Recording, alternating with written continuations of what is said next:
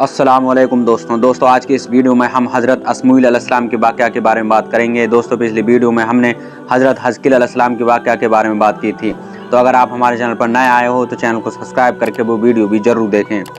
اے محبوب، کیا تم نے نہ دیکھا بنی اسرائیل کے ایک گروہ کو جو موسیٰ علیہ السلام کے بعد ہوا، جب اپنے ایک نبی سے بولے ہمارے لیے ایک بادشاہ مقرر کر دو کہ ہم خدا کی راہ میں لڑیں؟ نبی نے فرمایا کیا تمہارا انداز ایسے ہیں کہ تم پر جہاد فرض کیا جائے؟ تو پھر نہ کرو۔ بولے ہمیں کیا ہوا کہ اللہ تعالیٰ کی راہ میں نہ لڑیں، حالانکہ ہم نکالے گئے اپنے وطن اور اپنی اولاد سے؟ تو پھر جب ان پر جہاد فرض کیا گیا منہ پھیر گئے، مگر ان میں کے تھوڑے، اور اللہ خوب جانتا ہے ظالموں کو۔ الملائک قوم کے بڑے سرکردہ لوگ، ان کے بڑے لوگوں کو ملا کہنے کی وجہ یہ ہے کہ ان کا رعب دوسروں لوگوں کے سینوں کو بھر دیتا تھا، یا اس کی وجہ یہ تھی کہ وہ دوسروں سے تعاون کرتے تھے۔ موسیٰ علیہ السلام کے بعد یوشع علیہ السلام آئے جو اللہ تعالیٰ کے احکامات ان میں قائم کرتے رہے اور تورات کے مطابق عمل کرنے کی تبلیغ فرماتے رہے۔ ان کے بعد کالب، اور ان کے بعد حزقیل، اور ان کے بعد الیاس، اور ان کے بعد الیسع علیہ السلام آئے۔ ان حضرات کے بعد بنی اسرائیل پر ان کے دشمن جالوت کی قوم عمالقہ کے لوگ غالب آ گئے۔ اس وقت بنی اسرائیل بحر روم یعنی مصر اور فلسطین کے درمیان رہتے تھے۔ بنی عمالقہ نے ان کے کئی شہروں پر قبضہ کر لیا اور ان کے بڑے بڑے رئیسوں کے بیٹے 440 کی تعداد میں قیدی بنا لیے اور ان پر جزیہ مقرر کر دیا اور ان کو تورات بھی لے لی۔ اس وقت ان کے کوئی نبی نہیں تھے جو ان کے معاملات کی تدبیر کرتے۔ خاندان نبوت کے سب لوگ وفات پا چکے تھے، صرف ایک عورت خاندان نبوت سے زندہ تھی جو حاملہ تھی، دعا کرتی رہتی تھی اسماعیل اے اللہ سن، یعنی اے اللہ دعا قبول کر۔ عبرانی زبان میں اسمو کا معنی سن، ایل کا معنی اللہ ہے۔ بچہ پیدا ہونے پر یہی نام رکھا۔ جب بچہ بڑا ہوا تو اس کی ماں نے اس کو تورات دی اور بیت المقدس کی خدمت پر مقرر کر دیا۔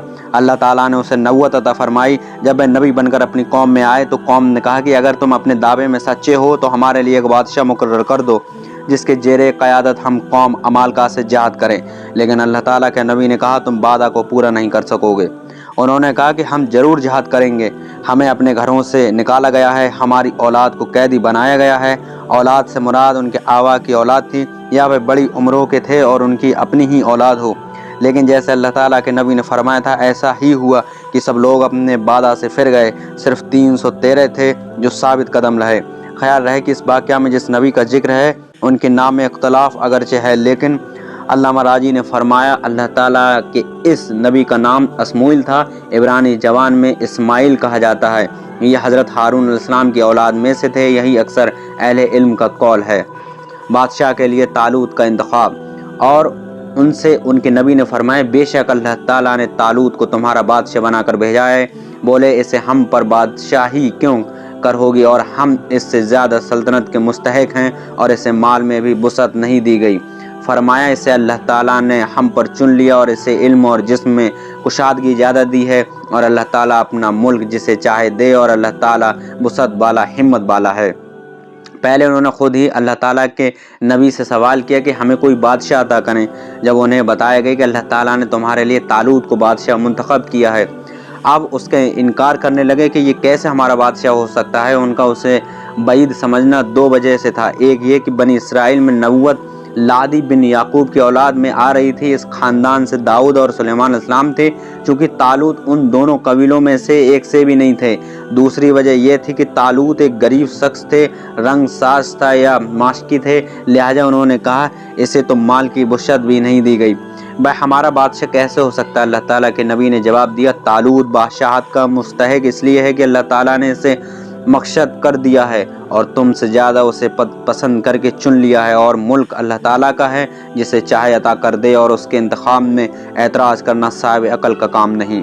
اور ظاہر چیز جسے تم بھی سمجھ سکتے ہو وہ یہ ہے کہ بادشاہ کے لیے علم اور جسمانی طاقت زیادہ ہونی چاہیے۔ دونوں چیزیں طالوت کو تم سے زیادہ حاصل ہیں، اسی وجہ سے وہ بادشاہ کا مستحق ہوا۔ علم اور طاقت بادشاہت کے اسباب کیوں؟ علم اور طاقت حقیقی کمالات ہیں، مال اور مرتبہ ظاہری کمالات ہیں۔ یہ واضح ہے کہ حقیقی کمالات کو برتری حاصل ہے۔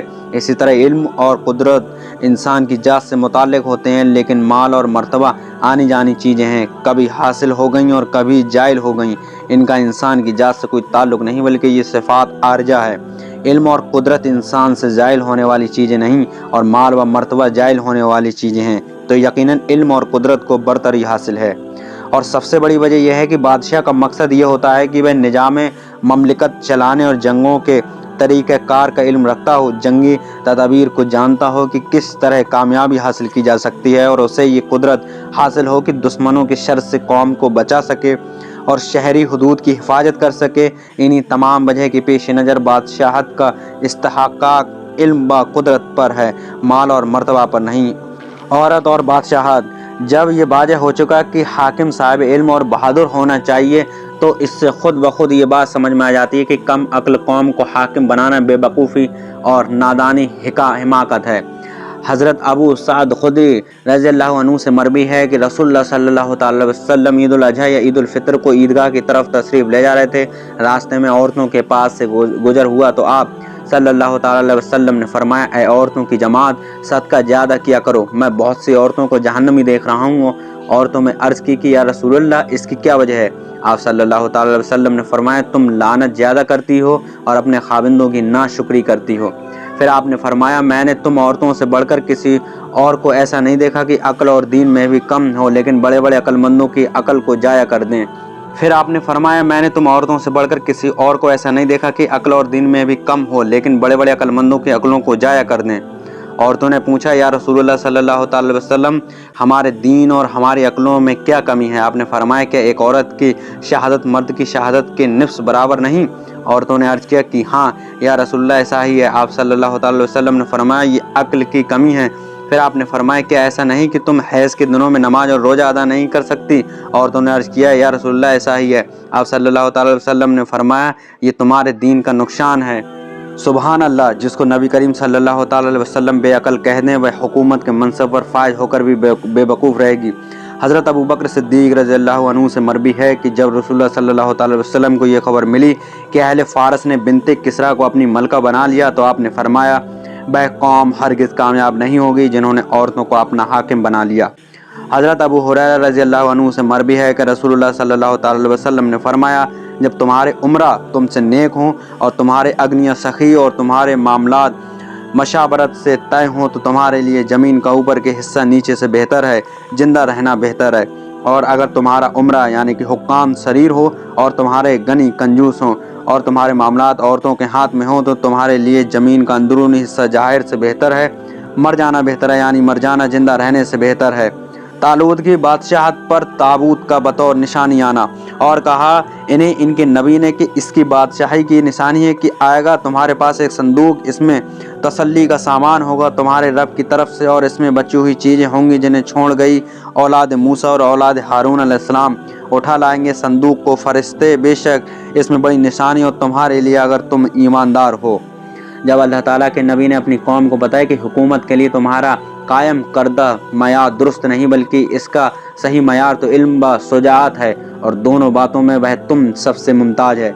بائبل میں ہے کہ یہ 30 سالہ نوجوان اپنے حسن و جمال میں بے نظیر تھا، اس کی قامت کی بلندی کی حالت تھی کہ دوسرے لوگ مشکل سے اس کے کندھوں تک پہنچ سکتے تھے، اور یہ بنیامین کی نسل سے تھا۔ اللہ تعالیٰ کے نبی نے انہیں بتایا کہ طالوت کا انتخاب انسانی انتخاب نہیں بلکہ رب العزت نے خود اسے تمہاری قیادت کے لیے منتخب فرمایا۔ تمہیں اس کی عطا و بخشش پر معترض نہیں ہونا چاہیے۔ بنی اسرائیل بھلا کب آسانی سے اپنی ضد سے باز آنے والے تھے؟ فوراً مطالبہ کیا کہ آپ دلیل پیش کیجئے کہ طالوت کا انتخاب باقی اللہ تعالیٰ نے کیا ہے۔ اس وقت ان کے نبی نے فرمایا کہ اس کی حکومت کی نشانی یہ ہے کہ صندوق جس میں تمہاری تسکین و طمانینت کا سامان اور جس میں حضرت موسیٰ علیہ السلام اور حضرت ہارون علیہ السلام کے تبرکات تھے اور جو اعمال کا تم سے چھین کر لے گئے تھے وہ تمہیں فرشتے واپس کر دیں گے۔ اگر تم میں ایمان تو اس سے بڑھ کر تمہیں کسی مزید نشانی کی ضرورت نہیں رہے گی۔ جب فرشتوں صندوق کو اٹھائے ہوئے یا اس بیل گاڑی کو ہانکتے ہوئے جس پر تابوت رکھا تھا بنی اسرائیل کے پاس لے آئے تو وہ انہیں طالوت کے بادشاہ ماننے کے متعلق اطمینان ہو گیا۔ صندوق جس میں حضرت موسیٰ علیہ السلام کا عصا اور پرچہ جات اور حضرت ہارون علیہ السلام کا امامہ پگڑی تھا انہیں واپس مل گیا۔ فائدہ اس آیت سے یہ بھی واضح ہو گیا کہ وہ اشیاء جن کا تعلق اللہ تعالیٰ کے مقبول بندوں سے ہوتا ہے ان کی برکت سے دعائیں قبول ہوتی ہیں اور دشمنوں پر غلبہ نصیب ہوتا ہے۔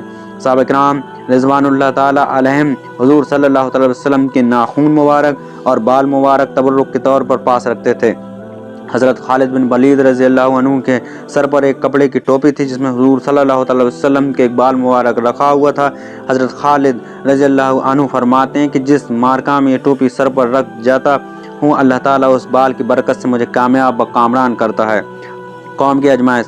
پھر جب طالوت لشکروں کو لے کر شہر سے جدا ہوا بولا بے شک اللہ تعالیٰ تمہیں ایک نہر سے آزمانے والا ہے، تو جو اس کا پانی پیے میرا نہیں اور جو اس کا پانی نہ پیے وہ میرا ہے، مگر وہ جو ایک چلو ہاتھ سے لے لے تو سب نے اس سے پیا مگر تھوڑے نے۔ اور پھر جب طالوت اور اس کے ہاتھ کے مسلمان نہر کے پار گئے بولے ہم نے آج طاقت نہیں جالوت اور اس کے لشکروں کے ساتھ جنگ کی، بولے وہ جنہیں اللہ تعالیٰ سے ملنے کا یقین تھا کہ بار بار کم جماعت غالب آئی ہے، زیادہ گروہ پر اللہ تعالیٰ کے حکم سے، اور اللہ تعالیٰ صابروں کے ساتھ ہے۔ جب طالوت کی حاکمیت پر اللہ تعالیٰ کی طرف سے نشانی آ گئی تو بنی اسرائیل کو یقین ہو گیا، وہ ان کے زیر قیادت میدان جنگ میں نکلنے کے لیے تیار ہو گئے۔ طالوت نے اعلان کیا جو لوگ اپنے مکانوں وغیرہ کی تعمیر میں مشغول ہوں، ابھی تک تعمیر سے فارغ نہ ہوئے ہوں، وہ میرے ساتھ نہ نکلیں، اور تاجر جو تجارت میں مشغول ہوں وہ بھی میرے ساتھ نہ نکلیں، اور جنہوں نے نئی نئی شادیاں کی ہوں اور ابھی جمع نہ کر چکے ہوں اور وہ بھی میرے ساتھ نہ چلیں۔ میرے ساتھ چلنے والے صرف نوجوان، پھرتیلے اور تمام دنیاوی حاجات سے فارغ ہونے چاہیے۔ مقصد یہ تھا کہ میدان جنگ میں آ کر کسی کی بھی گھر کی یاد نہ آئے کہ وہ مجھے فلاں کام کرنا تھا جو مکمل نہیں ہوا تھا۔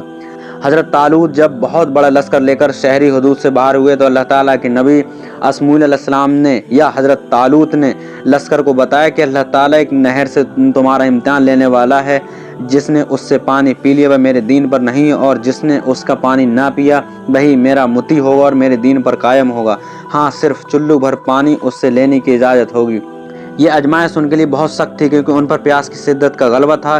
پانی کو دیکھ کر صبر کرنا ان کے لیے بہت دشوار تھا۔ تمام لشکر والوں نے اس سے پانی پی لیا، صرف 313 تھے جو اس امتحان میں کامیاب ہوئے تھے، انہوں نے صرف ایک چلو پانی پی لیا تھا۔ اللہ تعالیٰ نے اس چلو پر پانی میں اتنی برکت رکھی تھی کہ انہیں بھی کافی ہوا، اور وہی چلو ان کے خادموں اور ان کی سواریوں کو بھی کافی ہو گیا۔ یہ اس وقت کے نبی کا معجزہ تھا۔ جس طرح اللہ تعالیٰ نبی کریم صلی اللہ علیہ وسلم کے زمانے میں تھوڑے پانی سے بہت بڑی مخلوق کو سیراب کرتا رہا، یہ کئی مرتبہ ہوا۔ جو لوگ آزمائش میں ناکام ہو گئے، اللہ تعالیٰ اور اس کے نبی کے احکام کے نافرمان ہو گئے، وہ بزدل ہو گئے اور کہنے لگے ہم تو آج جالوت اور اس کے لشکر سے جنگ کرنے کی طاقت نہیں رکھتے۔ اس سے یہ واضح ہو گیا کہ اللہ تعالیٰ اس کے رسول کے احکام کو نہ تسلیم کرنے کی وجہ سے انسان کافروں سے جنگ کرنے کی طاقت نہیں رکھتا۔ یہی وجہ ہے کہ آج تمام اسلامی ممالک کفار سے ڈر کر زندگی گزار رہے ہیں۔ جو لوگ اس امتحان میں کامیاب ہو گئے تھے انہیں اللہ تعالیٰ نے یہ برکت عطا کی، انہوں نے اپنے آپ کو جہاد کے لیے تیار کر لیا اور انہیں یقین ہو گیا کہ موت تو ایک دن آنی ہی ہے، تو اللہ تعالیٰ کی اطاعت پر جان دے کر جاویدانگی زندگی کیوں نہ حاصل کی جائے، جبکہ ایک دن رب سے ملاقات بھی کرنی ہے، تو کامیابی کی ملاقات ہو، اس سے ثواب ملے اور اس کی رضا حاصل ہو۔ وہ ملاقات کیا جس میں اللہ تعالیٰ کی ناراضگی اور عذاب حاصل ہو۔ انہیں یقین وہ اعلیٰ درجہ حاصل ہو گیا کہ کہنے لگے کہ کتنی تھوڑی جماعتیں بڑی جماعتوں پر غالب آ جاتی ہیں، بے شک زیادہ لوگ ہم سے پھر چکے ہیں، ہم تھوڑے رہ گئے ہیں، لیکن جب اللہ تعالیٰ کی طرف سے ہمیں امداد حاصل ہوگی تو ہم ضرور کامیاب ہو جائیں گے۔ قوم کو آزمانے کی وجہ۔ قوم بنی اسرائیل کا یہ طریقہ تھا کہ وہ اپنے نبی کو مخالفت کی ہی کرتے تھے، اس لیے انہوں نے آزمائے گئے کہ صدیق اور زندیق، مطیع اور عاصی میں فرق ہو جائے۔ جو اللہ تعالیٰ کو یاد کرنے والے ہیں ان کو ساتھ لیا جائے، مخالفین کو ساتھ نہ لیا جائے، اس لیے کہ دشمن کے مقابلے میں جانے سے پہلے ہی پیچھے ہٹ جانا دوسرے مسلمانوں کے لیے زیادہ پریشانی کا سبب نہیں تھا، لیکن دشمن کے مقابلے میں جا کر اگر وہ بھاگ آتے تو بہت بڑی پریشانی کا سبب ہوتا اور بھاگنے والوں کی بھی زیادہ ذلت ہوتی۔ داؤد علیہ السلام کا جالوت کو قتل کرنا، اور قتل کیا داؤد نے جالوت کو، اور اللہ تعالیٰ نے اسے سلطنت اور حکمت عطا فرمائی اور اسے جو چاہا سکھایا۔ حضرت داؤد علیہ السلام بکریاں چراتے تھے، آپ غلاخن پتھر پھینکنے کا آلہ کے ذریعے بھیڑیوں اور شیروں کو پتھر مارتے تھے۔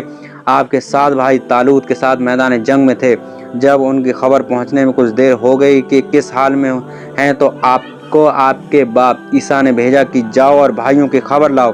آپ علیہ السلام آئے تو دیکھا کہ بھائی جنگ کرنے کے لیے ایک صف میں کھڑے ہیں، اور جالوت بنی اسرائیل کو کہہ رہا ہے کہ اگر تم حق پر ہو تو میرے مقابلے کے لیے کوئی نہ نکلے۔ حضرت داؤد علیہ السلام نے اپنے بھائیوں کو کہا کہ تم اس غیر ختنہ شدہ کافر کو قتل کیوں نہیں کرتے، لیکن اس کی بہادری کے پیش نظر کوئی اس کے مقابل جانے کے لیے تیار نہیں تھا۔ آپ علیہ السلام نے جب دوسری صف میں گئے تو دیکھا طالوت لوگوں کو جالوت کے قتل کرنے پر ابھار رہے ہیں۔ آپ علیہ السلام نے کہا جو اسے قتل کرے اس कि तुम क्या सलूक करोगे। तालूत ने कहा, उसे अपनी बेटी निकाह में दूंगा और आधी बादशाही दूंगा।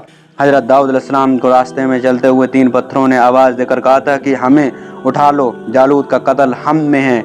आपने वह पत्थर उठा लिए थे, एक पत्थर जालूत के सीने पर मारा, वह कत्ल हो गया।